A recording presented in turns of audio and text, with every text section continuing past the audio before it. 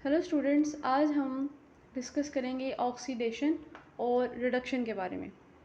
अब ये दोनों जो हैं वो डिफरेंट प्रोसेसेस हैं, रिएक्शन के अंदर एट अ टाइम हो रहे होते हैं, लेकिन ये दोनों एक दूसरे से ऑपोजिट हैं।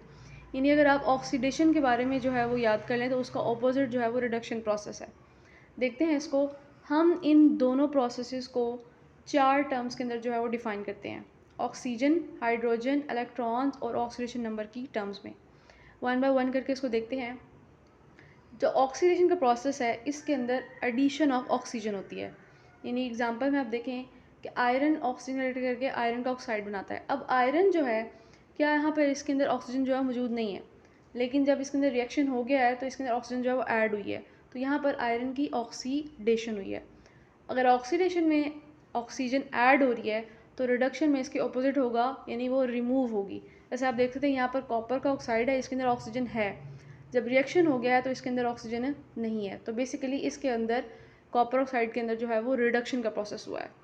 हाइड्रोजन के टर्म में ऑक्सीडेशन का जब अमल होता है तो हाइड्रोजन जो है वो रिमूव होती है। यहाँ पर आप देख सकते हैं कि CH4 मीथेन है, इसके अंदर हाइड्रोजन मौजूद है, लेकिन जब रिएक्शन हो गया तो इसके अंदर जो है वो हाइड्रोजन इसके अंदर नहीं है, हाइड्रोजन रिमूव हो गई है, तो यहाँ पर मीथेन की ऑक्सीडेशन हुई है। तो अगर ऑक्सीडेशन के अंदर हाइड्रोजन की रिमूवल का प्रोसेस हो रहा है तो रिडक्शन के अंदर क्या होगा, इसका ऑपोजिट एडिशन ऑफ हाइड्रोजन होगा। जैसे कि क्लोरीन जो है Cl2, इसके साथ यहाँ पर हाइड्रोजन ऐड नहीं है, लेकिन जब रिएक्शन हो गया इसका हाइड्रोजन के साथ तो यहाँ पर HCl का जो है मॉलिक्यूल बन गया, हाइड्रोजन जो है वो ऐड हो गई है, तो क्लोरीन जो है इसकी क्या हुई है, रिडक्शन हुई है। इलेक्ट्रॉन्स की जो है टर्म्स में देखते हैं इनकी डेफिनेशन। ऑक्सीडेशन के प्रोसेस में हमेशा इलेक्ट्रॉन जो है वो लूज़ होते हैं, यानी loss of electron is defined as oxidation.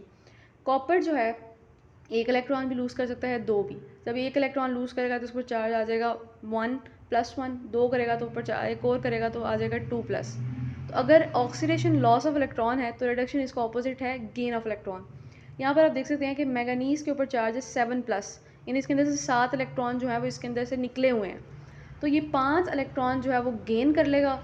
तो इसकी जो 7 इलेक्ट्रॉन पहले निकले हुए थे, 5 इसने गेन कर लिए, तो अब वो सिर्फ इसके पास जो है वो 2 निकले हुए हैं, तो यहाँ पर गेन ऑफ इलेक्ट्रॉन हुआ है। ऑक्सीडेशन नंबर जो है, जब भी ऑक्सीडेशन होती है तो ऑक्सीडेशन नंबर की वैल्यू इंक्रीज़ होती है। जैसे आप देख सकते हैं कॉपर की इस वक्त जो थी वो यहाँ पर इसने कुछ भी नहीं किया तो इसकी 0 है। जब इसने एक इलेक्ट्रॉन लूज़ किया इसकी होगी +1, एक नंबर इंक्रीज़ हुआ। फिर इसने एक दफ़ा और ऑक्सीडेशन की तो इसकी होगी 2+। तो कॉपर की ऑक्सीडेशन यहाँ पे आप देख सकते हैं इंक्रीज़ हुई है 0 से 1 पे और फिर 2 पे गई है। तो अगर ऑक्सीडेशन के प्रोसेस में ऑक्सीडेशन नंबर इंक्रीज़ हो रही है तो रिडक्शन के प्रोसेस में ऑक्सीडेशन नंबर जो है वो डिक्रीज़ होगी। जैसे आप मैंगनीज ने रिडक्शन की, पहले इसकी थी 7, जब इसने रिडक्शन कर ली 5 इलेक्ट्रॉन इसने गेन कर लिए तो इसकी हो गई 2। तो ऑक्सीडेशन नंबर रिडक्शन के केस में जो है वो डिक्रीज़ होती है।